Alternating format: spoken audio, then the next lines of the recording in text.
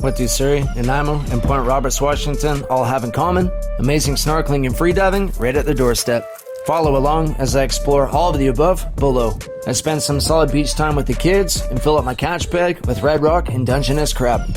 I couldn't ask for more from this Pacific Northwest wonderland. If you enjoyed the video, consider subscribing, throwing a thumbs up, and leaving a comment. Peace and love. It's Plan B dive today. We are going down to Crescent Beach. We're going to dive the pier down at Blackie Spit. We looked at the water and it looks like chocolate milk. Miso soup in there as well. So we're hitting up 1,001 step beaches. We're going to walk at least 1,001 steps, more than likely 10,001. Going to explore some shallower coast. I did a couple dives here in the past, but we're going to walk a little bit further. I know Fred, Jeremy, I think Lori might have been on board too. We were cruising around here on Fred's boat years ago.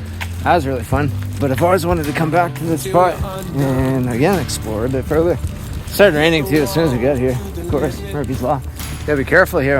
My feet are slipping from underneath me. Jeez, as I say that, I almost go down. Gotta be careful, especially with all your camera gear strapped to your chest. I don't care about my ankles, but I care about my Sony AX700. More snacks. These ones are my favorite. Oh, looks like a good one. Yeah, those are beautiful. Look at that. That's where it gets pretty neat. You're like in nature and then you go through this back alley with all the graffiti. Looks pretty ghetto in here. I like it. And voila, we're at 1,001 step beach. The tide is insanely low. I've never seen it this low before. I don't think that's gonna be a good thing for diving, but if there's any structure off the point, I guess we'll have a greater chance of finding it at a lower depth. Hopefully see some Dungeness. We'll see flounders out here for sure. Probably great scalping, very similar to what I saw the other day last time I dove out at Lily Point. That's a cool shot. I think he has some food with him. I think he's got a midshipman. I lost myself again, maybe. We made it, we're here. It's muggy. It's a bit of a walk. Feeling it though. Slipped and hit my knee as well. I felt all right. We're gonna jump in, gear up, and snorkel. I don't expect it to be more than 10 feet deep, and the viz looks bad on the shore. If we find a crab, it'll make the mission worthwhile. If not, actually I can't even say I checked this spot off because I've been here, but get to reunite with this spot, which is cool. Visibility right now is looking like garbage. Ugh. Real bad. Any luck? Yeah, I think we're not in for good. I usually get tricked into thinking the visibility will be good when it's actually horrendous. I was pleasantly surprised to find out the opposite to be true this time. Some good red rocks. There's a bunch of crab over there, like a little smaller, but in the eelgrass, like there's definitely gonna be some keepers. The limit for crab, both red rock and Dungeness combined in this area, is 4. I usually load my bag with the first keepers I find, but I'll switch them out with larger ones once I've met my limit. Red rock are tasty, but are lots of work due to their tough exterior shell. Dungeness offer much better bang for buck. Clayton found a big old red rock under a rock and needed some help getting it out. He spooked it from one side so I could grab it from the other. Teamwork makes the dream work. Bit of a nightmare for the red rock. Teamwork. Whew, don't bite me. Don't bite me. This was a first for me. Starfish collectively dragging a crab carcass up the side of a rock. I was both intrigued and impressed. I called Clayton over. There we go, the first dungie of the day. Dive masks magnify everything underwater by approximately 25%. If a crab looks massive on the bottom, don't get your hopes up. Yeah, gotta keep your dungey. Oh, my prick. But yeah, just right on the money, like fits in the caliber. Right at 6.5. Treasuring underwater helps. One more keeper. Tell me where to go. I'm not afraid to step outside and see the world for what it is. No. Yeah, look at Clayton, he's got a freaking crab on him. That's funny, dude. It's right under your mask. He's like, harvest me, harvest me. Alright, wrapping it up. That was actually way better than expected. Got 2 dungies and 2 red rock. Clayton as well, you got a red rock and, you got 3 red rocks and 1 dungie. So that was a good time. Definitely worth a while. Jasmine's going to be stoked. I can eat red rock, not dungie, so I might have some as well. Just wrapping things up. Gonna hike back to the vehicle and call it a day. A little fun after work dive. Well, that's pretty cool, bud. You wearing that to the lake? Yeah. Are you guys gonna go swimming? Yeah. Oh, what's that? I don't want to go. With some rocks. Hey, Reefy, how about you? You're looking pretty tired from yesterday. Don't worry, we'll have fun, buddy. Down here at Neck Point, plan A was to go down to a lake. A friend of mine showed me a spot where he found some really cool bottles, so we're gonna spend a day down there exploring and searching around.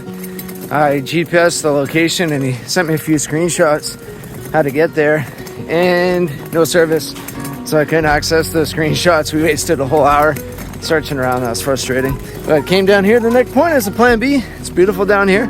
Kids are loving it. They're happy. And I'm gonna get in the water. So much wildlife here. This is one of the best spots to be in Nanaimo, especially on a beautiful summer day. I came out here solo, but there's some people out there snorkeling. I don't see a wetsuit on them though, so they're braver than I am. I brought my 3.5 mil suit today because I thought it was gonna be in a lake. Dragonfly. Yeah, dude. Which are typically a bit warmer. I'm feeling pretty good with those people out there without a wetsuit on. Dragonfly. You saw 2? Yeah. Nice. Yeah, I think I'll manage in my 3.5. We're going up the stairs. Oh, look at Reevy go. I know I said I wouldn't be diving the same spot twice within the year, but this was more or less a contingency after the failed lake dive attempt. Oh well, diving was secondary anyways. Family time is what I was after.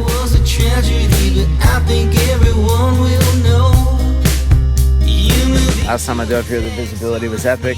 I don't think it's going to be as good today, but looks all right from the shoreline. I can probably swim around that island where the kids are hanging out here looking for crabbies.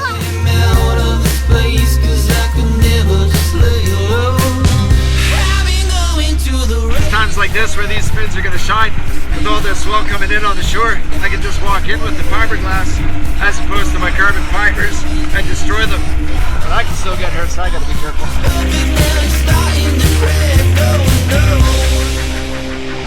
The fizz wasn't half bad, but the swell made it hard to scan for boats, so I kept it shallow.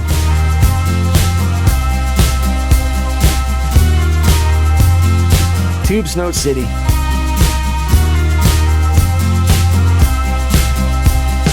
Greenling galore.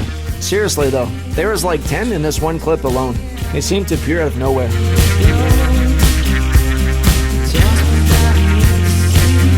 Hey look, a perch. I have a short attention span.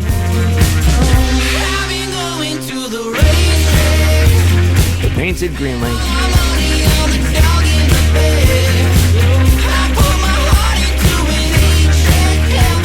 I thought I'd grab an urchin for the road.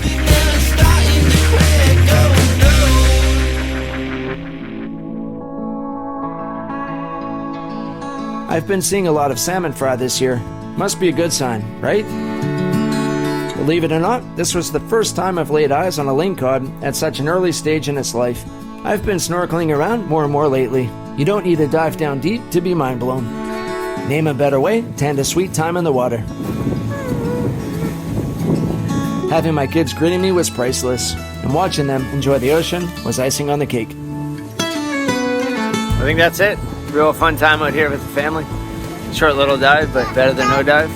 Now one of my subscribers, he's getting on water right now, going for a snorkel, so nice to meet you, Alex, and make sure you reach out, because I do here solo today. I always looking for people to go into the water with. Happy July the 4th. It's America Day down here in America. Point Roberts. Gonna be diving with Clayton, and we're checking off the point, right off Lighthouse Point. I've wanted to dive here for a long time, but it'd be sketchy by myself. It's a spot where you want to do a one up, one down for safety with all the boats ripping by here. It's hard to scan the horizon too because it's right around a corner.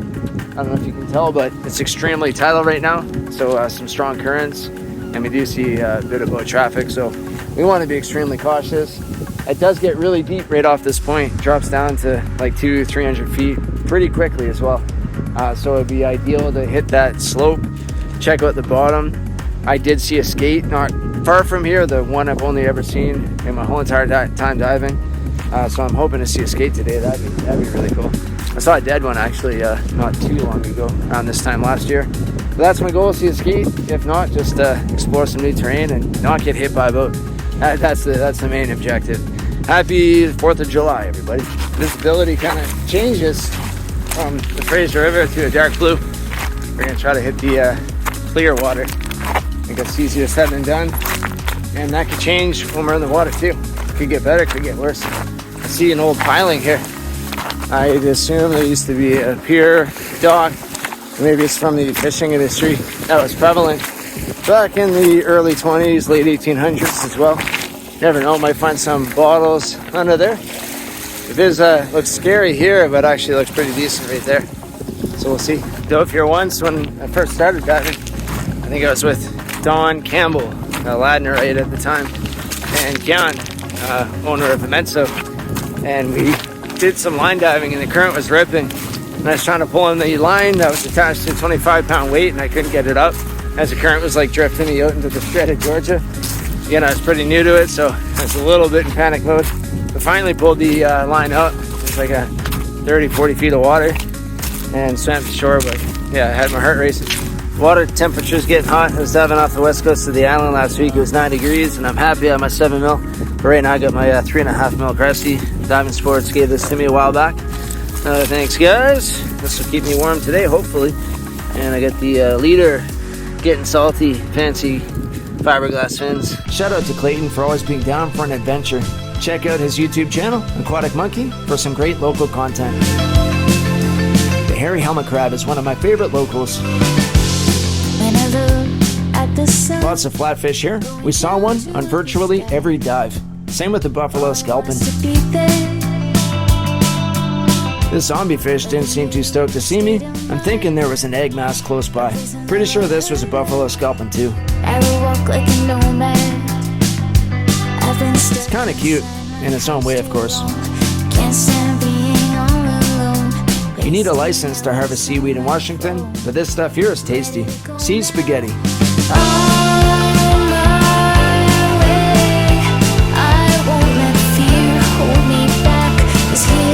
Saw some bull kelp too. There were some massive dungeons cruising around. We looked into buying a day license, but the season was closed until the 14th of July. Your lucky day, guys. The fish got better and better throughout the dive. They call me the fish whisperer, the fish spurrer. In all seriousness, I'll admit, I shouldn't be bothering these guys, but they didn't seem to mind. I just think back to the days I used to catch and release dozens of these on a hook and line. 2 wrongs don't make a right, but it could always be worse.